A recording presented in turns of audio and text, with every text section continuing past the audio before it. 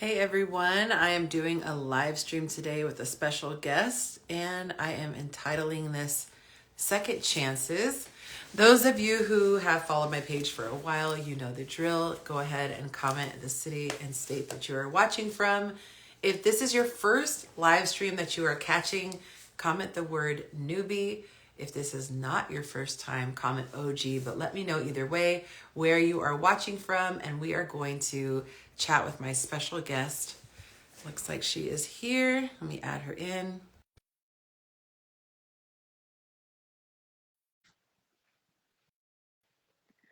We'll see if IG lets us be great. Perfect. Hi, girl. Hi, how are you? I am doing well. How are you? I'm good. I am excited to have you here. Ready to introduce you to my people. We got a couple of shout outs to do. Your people might shout out. So if you see a name you recognize, let me know. But I think I just saw a Southern California join in. Hey there. Okay, we're going to dive right in. This is a young lady who Instagram brought me to her. I'm pretty sure it was one of those suggested posts at some point, and I saw some chick dancing on a table, and I I said I'm gonna follow her, and I love your spirit, I love your energy, and so I'm going to do this interview. But before we do, oh, we got Canada in the house. Hey, before we do, I want to formally introduce you. I'm pretty bad. I'll just like dive right in and just start chatting. So this is officially Gentry, and actually don't know what area you are. You comfortable saying what state you Yeah, are in? I'm in Washington State. Okay, Washington State, very nice. He said Gentry is amazing and the best. I'm assuming it's a guy. I can't see. Actually, the picture is really, really small. And she is a certified life and recovery coach.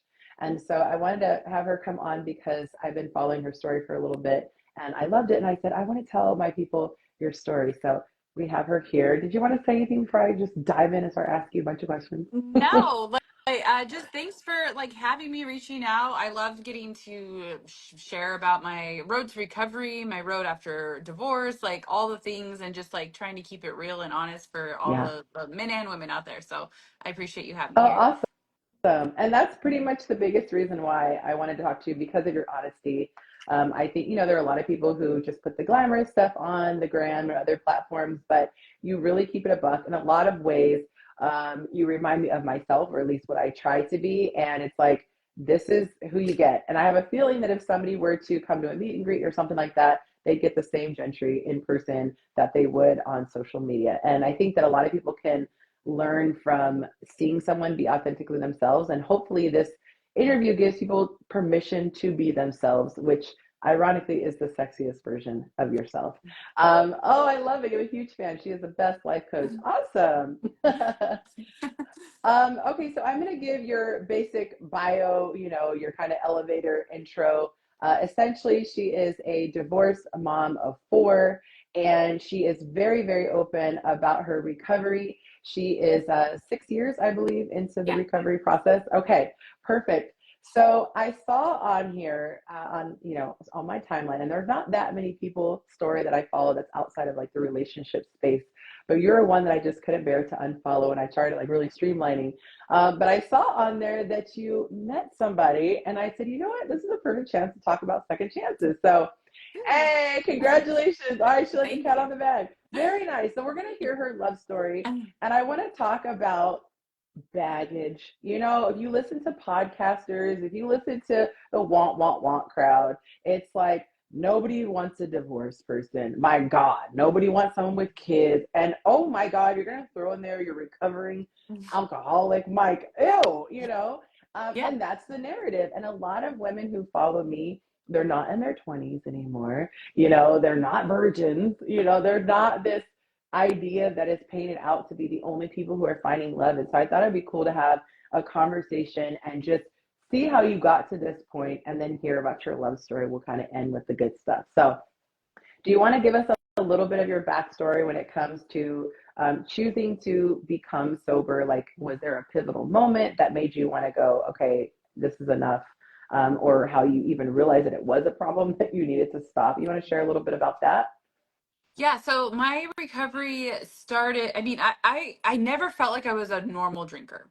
Mm. And I think that like there was always this like feeling in my head, back of my mind, that like this just doesn't feel right. I know like when I was in college and stuff, like I was doing the same thing that anybody else was doing in college, but it just felt like I took it too far. I got really depressed afterwards. I it's like, why do people keep doing this? And I always was wondering and like questioning if other people were experiencing the same questioning in their mind, but Hmm. they were just going along with it because that's what people do, is we drink alcohol, like Right. societally, like it's just what we do. So I'm like, is everybody having this battle, or is like something wrong with me? So I fought that for years, just trying to manage my drinking. Hmm. And then as I had more kids and as I got just, and I was actually talking to my partner about this, like I have a little bit of ADHD, little bit of, and like just the forgetfulness and the chaos and just feeling like I'm not living up to people's expectations or my own expectations. Like I Yep. had a lot of guilt and shame on myself, and alcohol just kind of kept being my default like coping mechanism. Hmm. Like if Hmm. I could just, when I drink, I didn't think about how shitty I felt about what I wasn't doing. Yeah. But then I would have to come out of my drunkenness and have to face all Yeah. those things. So it was chasing that, like trying to like just stop the pain for a little bit, Hmm. and then okay, I can't keep doing this, trying to face the pain, it being too overwhelming, and then trying to stop the pain again. So it got to a point where it was pretty bad. I never lost my job. I never lost Hmm. my kids. I never lost, like nothing really, really bad happened.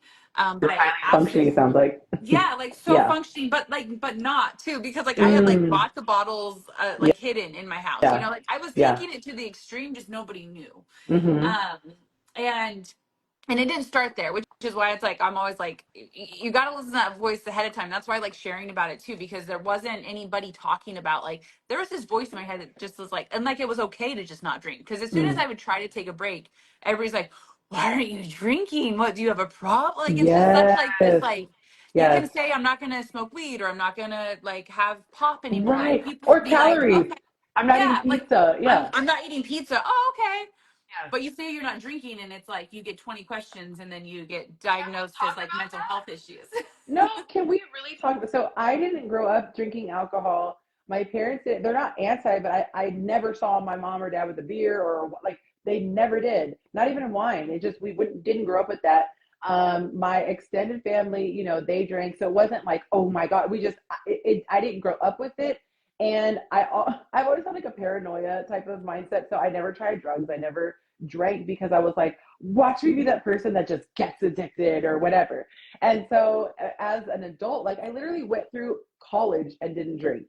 I went through, years of being married and didn't drink. And it was like there were so many social moments where that's really all there was, that I kind of had to find something that I could stand. And it really was that it's like people who don't really like coffee, but they add all that crap. I had to add a bunch of stuff on top of alcohol to like it. So it had to be like the fruitiest, sweetest cocktail. And then I'm like, okay, I have my social drink. And it would take me like 6 hours to drink it.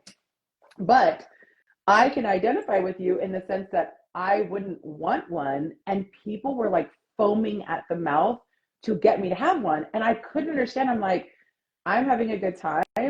I'm okay. Why is this taking you outside of your comfort zone? And I remember my 20-year high school reunion. They were so excited that they talked me into having my first shot. And it was my last shot. Like it did not react well with me.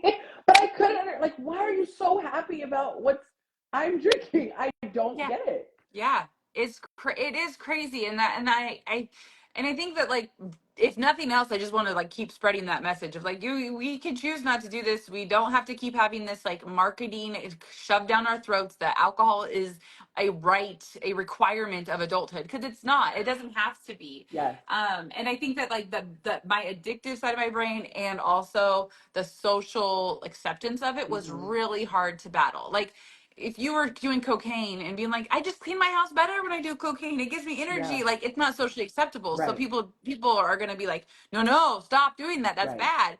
But you say, oh, I can't handle my kids because they're loud and obnoxious, and so I drank last night. People are like, I get it, sister. It's like, Yes. what? Or Like, oh God, this is gonna be boring. I gotta have a yeah, drink, or or you gotta pregame because we gotta save money on out. Like there's just so many downsides. So this is, by the way, this is not an anti-alcohol like interview, but we're, this is we're getting into what we're getting into. But I look at how expensive it is. Like there's such a markup, and I'm like, you're spending hundreds of dollars.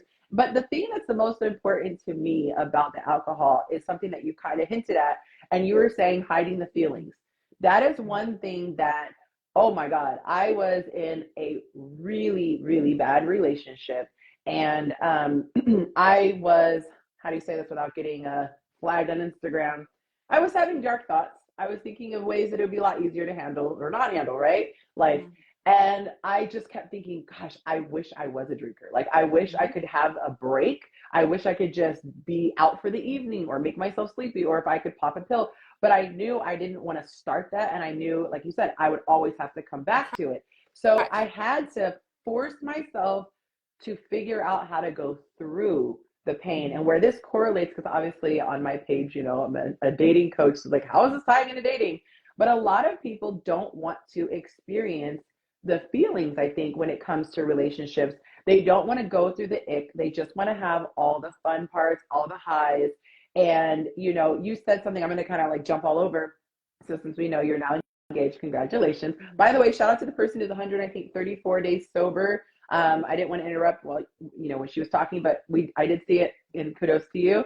But I think as a society, we're so quick to want to go to the next thing. And I saw somebody put somebody sent me actually a reel, and it was saying that people flirt, they start kikiing, they probably hook up, and then there's like one trigger and they're like, I'm out of here. Yeah. And it's become this like thing to brag about. You're like, I see one red flag, which are probably not even red flags. They're probably just like something that bugs you, and I'm out. And so I want to jump to what you had posted about. You said that when you first got in your relationship, you guys started therapy, which I think is dope. And I've always been a huge fan of that. Like, why wait until you're sick to go see the doctor? Why not get a preventative, general practitioner? So what made you want to do that? And, would you advocate for more people doing that, making it a thing? Oh man, I would 100%. We are still here today because of that. And like we were like the sound that's like, look at us, look at us, look at us. It's like because we both were so emotionally triggered. And like you said, like red flag, like we used to go to alcohol. Both of us are Mm-hmm. alcoholics, which I was like both. At first I was like, I'm never dating an alcoholic. We're crazy. I don't want another one of me. But it is really nice because we get each other. We like, Yep. it's like, oh, he's a deep feeler, and Mm-hmm. I'm a deep feeler. And so like, I always have said that like people that struggle with addiction, I would guess 9 out of 10 times it's that because they feel deeper than other people. And it's like, that's really overwhelming. And so we find the things that we can Yeah. use to kind of stop Coping. that.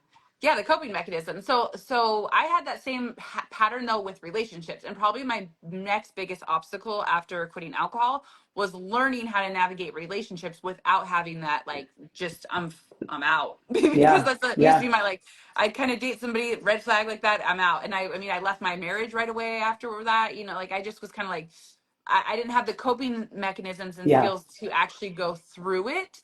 And so both of us had taken some time to like, he took a whole 15 months off from dating, Mm. which was a huge green flag, right? I'm like, that's Mm-hmm. awesome. I didn't totally do that. I was seeing somebody, but it wasn't anybody in my house. Like it was like, Okay. I wanted to financially provide for myself. I wanted to have control over my household and all that stuff. And so I did that for that year. Yeah. But I still was seeing someone kind. But he comes in and he had been kind of working on himself. I had been working more on myself, kind of doing my own therapy. And then we came together and immediately realized that we were triggering each other. And Mm-hmm. we were like, okay, we were really good before this. So is it really that the other person is that bad? Or is it because we have our own shit we need to work through that we can It's only be poking triggered it. in a relationship? It's facts. It's facts. Somebody said, you think that you've healed and you've done all this work, kind of like a broken vase or ceramic pot, and you do all the caulking, you try to like fix it. And the only way you know if there's something needs to repair is if you pour water in it and then sit and wait. And then it starts like, oh, I thought this was healed up. So it's like, he's not the crack. It's just bringing to life that, Yes. oh, I got this ish down Yeah, here. and Oh, and you fun. really can't, you can't know those things until you're back in that. And there's certain things like just traumas and past relationship things that you can't heal on your own. Mm-hmm. Like I Mm-hmm. could do all this work, I could do all this therapy, and that's why like it makes me really sad for like the single moms and the Yeah. people in their 30s that just quit dating because they're like, I need to get to be like the Yes. perfect version of myself Yes. before I could even give anything to offer. And it's like, no, you need to be a good version of yourself. Right. You need to be like aware and be on the path, but you're going to have to, there's going to be things you can't heal on Mm-hmm. your own. It's Like you need so that true. partnership. Yeah. And so we kind of realized that with each other, and we were both like, just felt it. And then we were like, maybe we should just start therapy now. And I threw it out there kind of like a joke, and he's like, I'd be down. I'm like, I'm gonna marry you.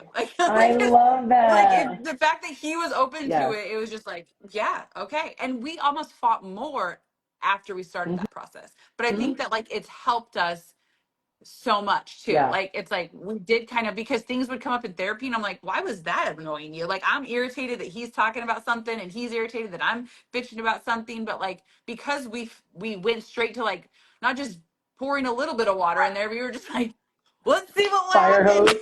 Yeah. Yeah, And I think fire when you're hose. saying like we fought more, I think it's almost like when you have acne, by the time it gets to your skin, it's now at the surface, but all that crap was in there. So you probably had all those things festering under the surface, but that therapy pushed it out towards the top. And I had something similar, and not necessarily like more fighting, but forcing us to grow really fast, Yeah. because my guy and I didn't go through like the hey kiki. It was like, what are your goals, what are your deal breakers, like we went right into it, like I'm not trying to waste my time type of a thing. And we were long distance, so we were just only on the phone for 30 days and just really digging deep. And so I think when you, there's a level of vulnerability, especially like if you lead with, not lead, but if it comes out, okay, we're both in recovery, you're already starting out with this, I'm not perfect, I'm not trying to come in here acting like I'm like, oh, and you both kind of have this level, I'm sure, of forgiveness, or grace rather, grace for the other person, and their vulnerabilities and things like that. I'm going to jump around really quick. So you guys heard she flashed the ring, she got engaged, which is awesome. I love that. Um, Tell us how you met him, because that is like the coolest story, I think. So we were on a flight. So there's a really small airport where I live, and it doesn't have a ton of flights. And it has a flight from where we're at to Scottsdale, Arizona. And there's one that goes out Thursday, and then it comes back on Sunday. So I had saw him in the airport and was like, they just some, I saw him on the way going down. Like Yeah. I was going down there to hang out with someone else. Like I was kind of still dating my other.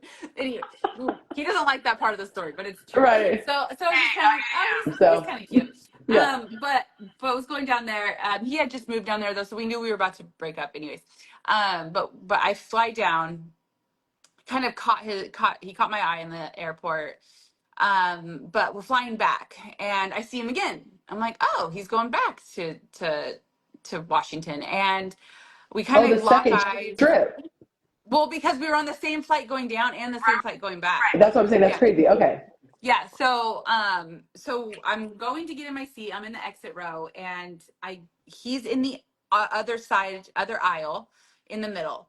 And we kind of lock eyes, and then I go sit down. And I kind of like feel this like feeling. And she's like, oh, that was kind of weird. And then I hear the flight attendant come over, and the flight attendant comes over, and they're like, sir, what's your seat? And he was like, oh, it's B or whatever too. And then he's like, that's actually over there. And everybody was seated on the plane. Like everybody was seated. So there was the person that was supposed to sit in his seat that was just standing there, and they could have just told this other dude sit next to her, but they're like, oh yeah, no, your seat's over there. They make him pack up all of his stuff that he had already got all situated and move right next to me. Shut up. And Hey. and I was like listening to the whole thing, and I'm just like, I could like just kind of like my heart's kind of racing. And like I said, I was down there seeing somebody else, so I was like respectful of that. But it was definitely like this feeling. And then we were kind of talking. It came out that we were both in recovery, and then it came out that he was a contractor, and I said, oh, I have an Airbnb that I like, and he's like, oh, here's my number, so if you ever need help with your Wow. houses. So it Like a was very like rom-com. innocent. Yeah, yes, very very innocent. Like I didn't want to cross any lines or anything. Yeah, yeah. And then few days later, the other guy broke up with me, and my faucet upstairs broke, and it was leaking into my basement. And I was like, "Well, I know a contractor." I was like, "What do you know God about is like, faucets?" my child, get the memo. Like, "What do you know about faucets?" He comes Wow. over and he helps me with that. Then he helps me with some flooring upstairs, and then it was just like we just kept spending more and more time together. But we were like, um, I don't know. My kids aren't watching this, but we're like, we're not gonna sleep together. I don't know, but we Hmm, were like hmm. very, very like respectful of Yeah. like we didn't want to rush Yes. anything. It was like, okay, he's helping move this. We're feeling each other out. We're not really sure. So that happened at the beginning of August. We kind of hung out until October is when we officially started dating, and then October is when we started therapy too. We just like went straight Oh, into therapy too, but yeah, like this the whole airplane, and then just like him getting moved. It was like, why didn't they just make the other guy just sit there? Like yes. they made him move with a packed plane. Everybody's like sitting there waiting. Nope, right next to me. So this is what we can It's be. so, it's so funny because I have this guide I give to everybody who follows me, or they don't have to follow me, they can just download it from my bio. But it's a guide of 22 places to meet men offline, and one of them is an airport. And so I always tell people during my coaching, hey, on this one, come dress cute for the air. I mean, don't go over the top, but like dress nicely for the airport. A lot of times people go, oh, this is a chance to sleep on the plane. I'm going to come with my hair wrapped up or my slippers, my pajamas, or whatever. But you never know. You could be like Gentry and meet your guy. Okay, And with that, I was wearing pajamas. I was wearing pajamas.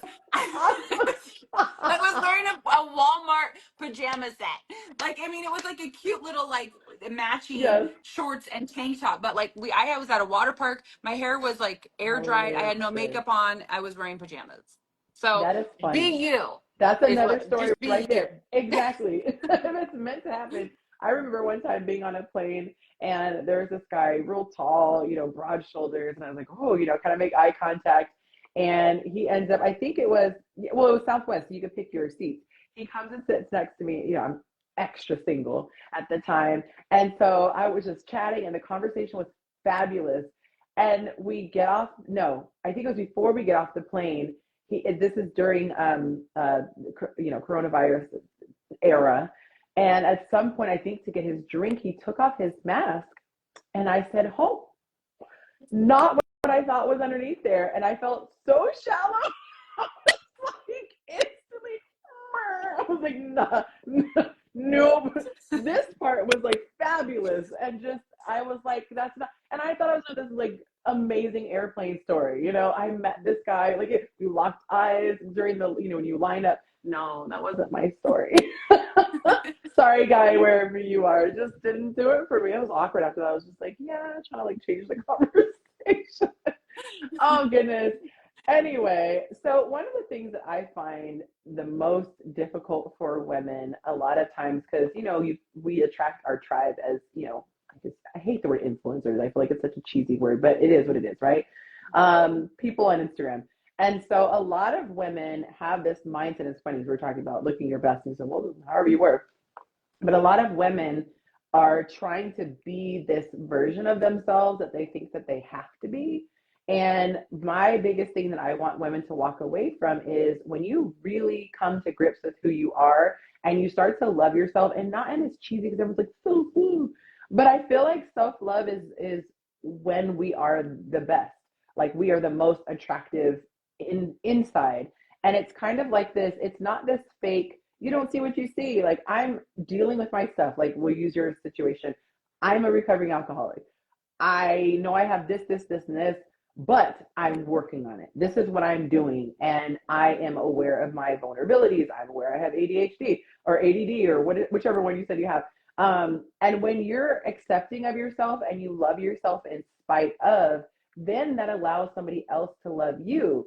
And I think that so often, as my former self, I wanted to hide all the things that I didn't like. But the crazy thing is, if you spend enough time with someone, it's going to come out anyway.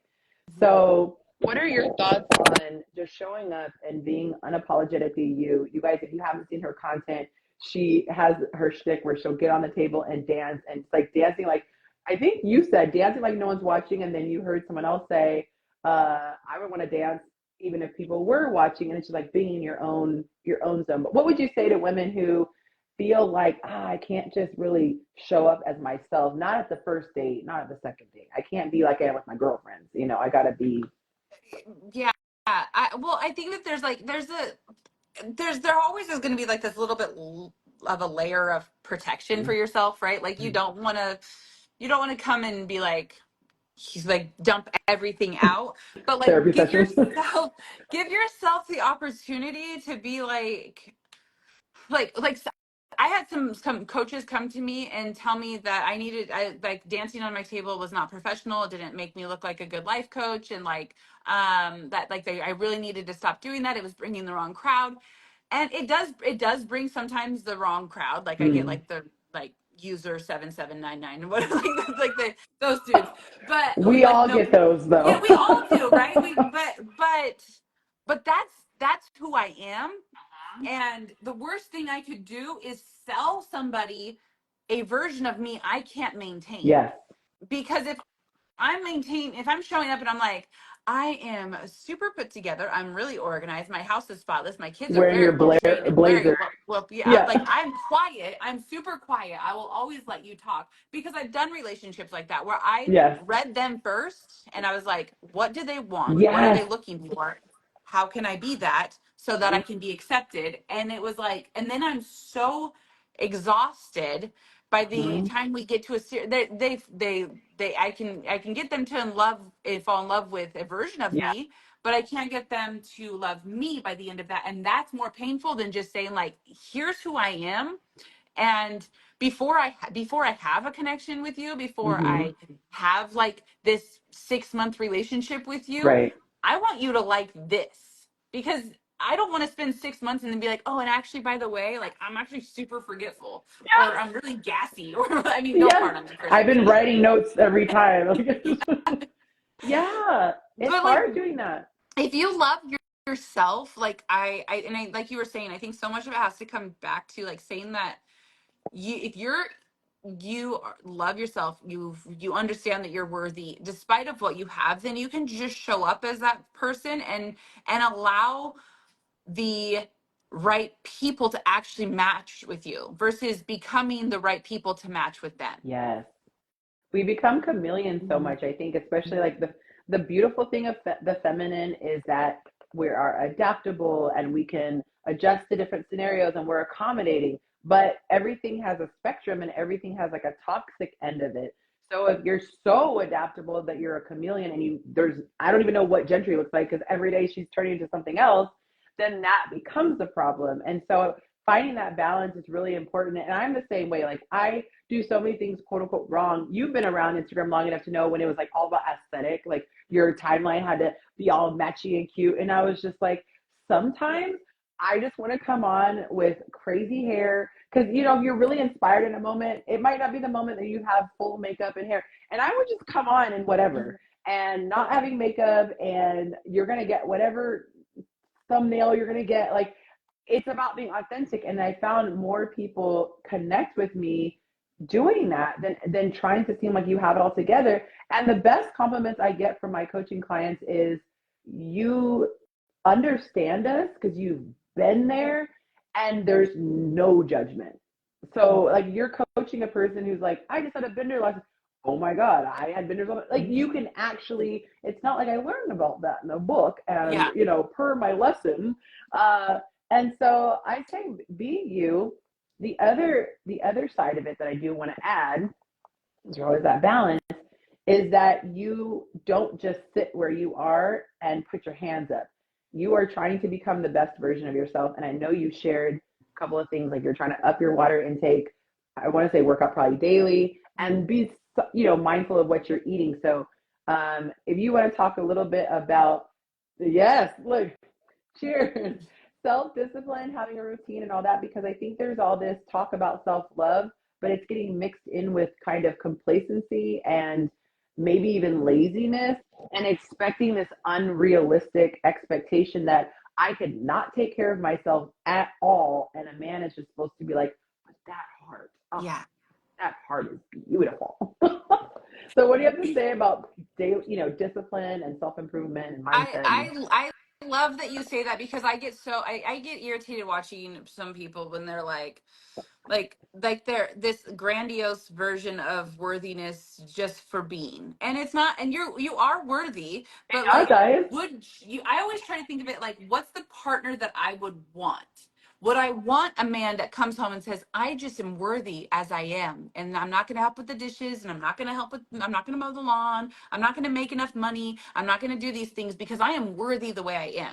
Or do Mm-hmm. you want them to say, I'm worthy the way I am, and I am a good provider, and I'm a good like partner, and I want to show up in as the best version of myself for myself and for the people around me? Yeah, So it's like, what would you want in a partner, and what can you do to be that?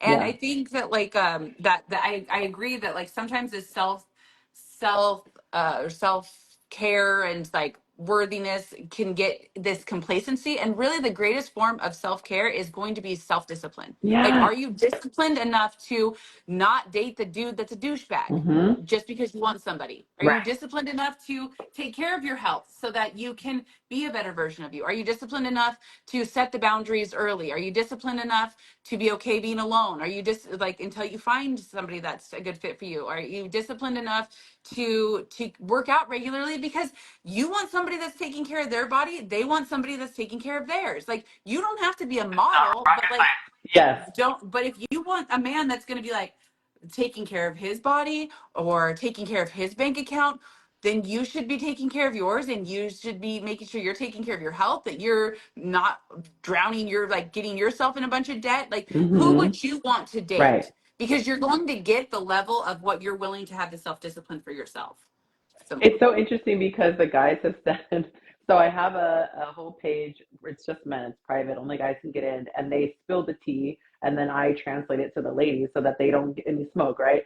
And they talk about how they already know something crazy is happening when they're only neck up pictures, just neck up pictures, neck up pictures. And what's so interesting is a lot of times the argument from the women is, well, they should just like me for me. But I call them on this and say, you must not really be that happy with you because you're trying to hide it. If you really felt like the outside doesn't matter, my heart is where it's at, then why are you trying to hide the case around your heart? And if that was the reality, then we would move a lot differently. And I think that we have to take that first step of really being honest and saying, am I at my best? And if I'm not, what is keeping me from wanting to take the steps to be at my best? And it's okay if you fall off and you try to get back on. But my thing is just be realistic, because at the end of the day, excuses don't get anyone anywhere. And like you said, if the guy was like, I'm such a great dude, but I can't keep a job, you'd be like, oh, all Yeah. right, buddy. Yeah, but That I'm worthy. You absolutely are, but you're worthy of the opportunities that are given to you. You're not worthy. It's not automatic. Like, right. you still have to put in work to have those Yeah. opportunities. And I think that that does get become an excuse for some people, that like, I'm good enough the way I am. That, yeah, you absolutely are good enough, but that Yes. good enough is means that you're good enough for the opportunities that are meant for you, but you still have to put in the work to get them. Right. The other one is, this guy should fight to get to know me. Like, I've got this big wall. I've got these thistles. I've got these, what is it? Thorns, these rose thorns. And I've got, what are those Doberman pinchers guarding the wall? But they should be motivated enough to risk life and limb. And there's a moat, by the way, with a crocodile. Yeah. Once they get over that wall, though, I am a gem. It's like, they got to see something up front that says it's even Yeah. worth knocking on the door, let alone doing all that other I stuff. and I think too, it's like the same with the like the face up pictures. It's like, if they should love me for me. Well, that's like me saying like, I don't want to know their height. Like, I'm a tall girl. I have broad shoulder. I like a tall man. Like, I like a taller Hmm. man. Like, I can't help Yeah. that. That's my type. So I'm I if you, if they we care Right. about what they look Yes. like so they can it's allowed they're allowed to care about what we look like. And if you don't like how you look, then that's something you can work on, and you can still show your body off and show your whole self and be like, I'm going to the gym, I'm doing these things. Like, it's Yeah. just, you can be okay with where you're at because you can explain to them, like, these are my goals, this is what I'm working on, I'm really excited about this, I'm drinking my water, I'm eating healthy. And they're like, cool, this girl had 4 kids and she's busting her, and they just see they Yes. see the work that you're The effort. doing versus they see, yeah, they Hmm. like, they don't really care about specifically like exactly how you look, but they see like what you're doing to take care of yourself. Right. And a lot of guys say that I don't need a supermodel. I don't need to be waist thin, which isn't even in anymore, thank God. Leave that in the 90s. But they do want to see that you're trying. You don't have to be rich, but at least have something you're passionate about that you spend time doing. So I just hope that people watching this will be encouraged that you don't have to have the perfect resume. I was told, who would want you? You're divorced with 2 kids. Someone loves me and adores me, and we're now the Brady Bunch. But there's almost always, I think, somebody for everyone. But at the same time, you have to do your best and be the best version of yourself, or at least be striving, because I don't think we'll ever get there on this side of life. But at least be striving and try to do your best. I want to encourage everybody to follow Gentry's page. It's Life with Gentry, if I'm not mistaken, her IG page. If you tap the little V at the top, you could see her name right there. But she has great inspirational stuff. She's really funny. She's really silly. Lets her hair down. She likes to, show who she is. But it's a great indication of how you should be when you are dating. Of course, you don't show every single thing. There are levels to it. You don't need to expose all your business on a first date type of a thing. But just be open. And if you have accepted your flaws, if you have things that you're working on, that usually is more attractive than somebody who has nothing and they just seem like Miss Perfect. It's like she's aware, she's self-aware, she reads the room, and she has a plan in place for the things that she doesn't exactly love, and the things that she is willing to live with, she's okay with being upfront and sharing. Trying to make sure there wasn't anything else that I wanted to ask you before. Uh, Oh, I did pretty good. Oh, I did have one thing I wanted to ask you. What advice would you tell teenage Gentry? Uh-oh, the internet was glitching a little bit. Hopefully she can get back in here. I know my Wi-Fi has been acting weird, so I don't know if it's mine. Okay, it might have been mine. We'll see if she's able to come back in. Did you guys enjoy the interview? If you are from her page, let me know and comment Gentry in the comments. It'd be nice to see who's here from her page. And if you are here from mine, you could just say hi, Yonci. We'll see if she's able to come back on. I don't know if that was my internet or hers. Well, if she is not able to come on, make sure you guys follow her page. It's Life with Gentry, and she does a lot for support for those who are practicing a life of sobriety. She has stuff for single moms. She has her love story that is unfolding, and she's just all about living your life to the fullest. I have the topic pinned right here. It is second chances. So anyway, what was I going to say? I was going to ask her the question. My last question was what advice she would give to her younger self. But I will answer the question for me. I would just say to not be afraid of speaking my truth, not being afraid of being unapologetically me, and the people who are not for me will remove themselves from my life, and to not stress about those people leaving because those are the ones who were meant to go. But wishing I had found my voice earlier, that would definitely be the thing that I would give advice to my younger self, because it is really cool when you could just speak up, not be mean to people, but speak up and speak your truth. Hey, my internet was tripping all day, so I was like, it's probably mine. No, I think it was me. It just froze and then kicked me out, and then I had to get Okay. plug it back in.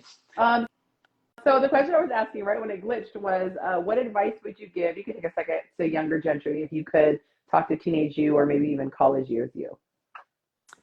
Be yourself. Be yourself 100%. Like even people telling me that I kind of just steered away from dancing on my table, and it just like my content didn't feel as authentic and didn't feel like Yep. and being yourself means like you said, like all of it, showing the good and the bad and like whatever. Like if we show up to a like just owning who we are, like, man, I'm not great at this, but I'm like really good at these Yeah. things, and I really like this, and not like leading with like trying to hide our baggage, because it almost brings so much more attention to it. It's just like, just be who Yes. you are. Like, just, Yeah. yeah, I have that. That's over the head. It's over. It's fine. It's in the back seat. We're good. But this is who I am, and this is what I'm working on. And it, like, we spend so much time trying to hide the darker parts of us Yeah. that we almost all we just put a huge highlight on it. Like we just so And you can't get busted. If I already said like my whatever is broken, nobody can bust me out like, oh, I already told you it's broken. yeah. So if you see it fall, like that's because the leg is broken. Like, I think when people pitch this version of themselves, especially when it comes to like content, there's this human nature thing to want to bring them down. Like, she had an alcohol problem. Like, we know that. Like, she talks about it all the time. Like, she's created a program about it. But, it's like if you try to hide your dirt, not saying you have to put all your dirt out there, but it's like just accepting that this is part of your story and nobody is perfect. Everybody has stuff. I could do a whole 10-hour show on all my junk, things that I have to work on, but it makes you more relatable as a friend and it makes you more, I guess relatable is the word, but it's less intimidating, especially if you're in a leadership position, and it makes people trust you more because if they're having to be vulnerable, nobody wants to talk to some perfectionist. That being said, for those people who are just learning about you for the first time and want more than they can just get on your page, do you have other resources? I mean, I know what they are, but what are your other resources that they have if they want Yeah. to work with you more? So I'm doing actually a 90-day boot camp starting in September. The wait list is on, there's a link in my bio. So if you wanted to jump on that wait list, I'm excited for that. It's going to be group coaching. We're going to meet once a week. We're going to I'm obsessed with the idea of quitting things that no longer serve us. So I quit alcohol. I quit my marriage. I quit my job. Like, I'm just a freaking quitter. But talk about like procrastination, like talk about all the things that are like, man, these are the things I'm doing. Which ones should I remove? Which Mm-hmm. ones do I need to rewrite here? So I like to do that, and we're going to do that over 90 days, like looking at what we're doing and looking at what doesn't work, and then leveling up from there. And so you can join that wait list. And then I also do one-on-one coaching. So a lot of my one-on-one coaching clients are going to be people that are really wanting tailored support on their journey. So I have some people that are trying to get sober, or they've already kind of started that process, but they want to get healthy, and also people just wanting to get healthy in general. So life coaching is included in that with that. So it's like, what do we need to do to just get you back on track, your goal with your goals? Recovery stuff though is I really love helping like moms and people that Mm-hmm. are sober curious, even just like, I want to take a break. I want to start like Yeah. talking about my relationship with alcohol, because like we mentioned at the beginning of this though, how it's just so ingrained in our brains that it's just like a right and a requirement of Mm-hmm. adulthood. And there's a lot of people that are wanting to question that. So if you're ready to question that, get on that wait list, and then maybe we can do some one-on-one coaching too. I love that. And you've got some great reviews for your coaching program as well. Anybody who is not following or they are and you just don't know, I offer a course for women for dating, and a lot of it is learning how to fall in love with yourself, building your confidence, and then how to present yourself to men now that you have this newfound love for yourself and power and relating to men. I have the inside scoop on guys and what they are interested in because for the last 9 years, I have been interviewing men and picking their brains. And there's a lot of stuff that is universal truths that guys just all agree on. They say, please report this back to the women. So put it together in a handy dandy 8-week coaching program. If you're interested in getting on my December wait list, comment the word, not comment, don't comment because I won't see it. The live stream goes away. DM me the word December and we will set up a quick consultation call and I'll give you the deets and you can see if it's a good fit for you. Thank you so much, darling, for joining my live stream. This was awesome. I had a little fangirl moment when you responded and said, yeah, I'll do it. I didn't be that creep in your comments, and I was like, I'm going to leave you a DM, and I hate when people do that to me. But you were worth it. You were worth it for me to be a little thirsty because I wanted to share your story. No, I love that. I love the like second chances idea, because it's just like, and it's third and fourth and fifth and sixth. Like, you get as many chances as you want. So just keep getting back up. Like, Yes. I could have quit with alcohol and not tried again. But now I'm sober. I could have stayed in unhealthy relationships, but I have a second chance. We all have a second chance. So keep getting back up, keep working on yourself, heal your wounds, and keep going. I love that. I'm going to leave it on that mic drop right there.